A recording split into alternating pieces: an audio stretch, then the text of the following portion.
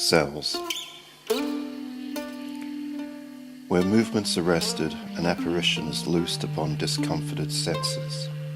I look closer, then closer again, magnifying, brooding. Snow visage, snow hand reaching out.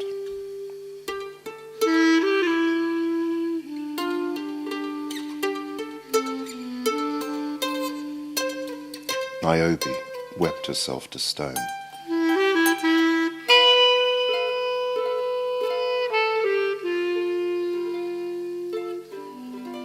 In a photograph, dark stain of a group of strangers, I am struck and held by one face, a resemblance that leaves me stricken.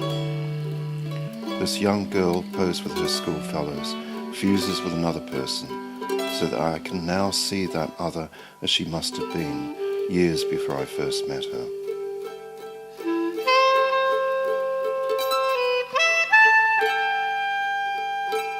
The narrow streets of deep-rutted paving stones with fountains at the intersections lead me to the small garden where she stands still and solitary in the night.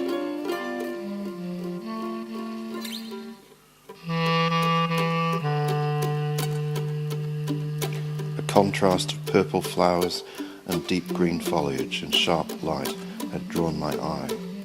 Walking back the same way, night had negated it, permitting a ghostly after-image to remain, the time between an interregnum.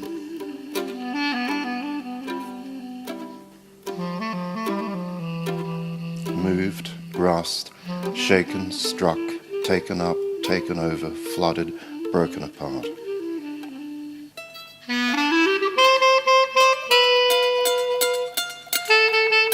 Memory, stand again at her window and see a sparrow searching the ground.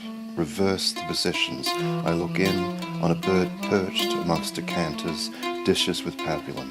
Everything soaked in the colours of an opaque privacy. Pompeian interior. Oh, where else to be buried in ash?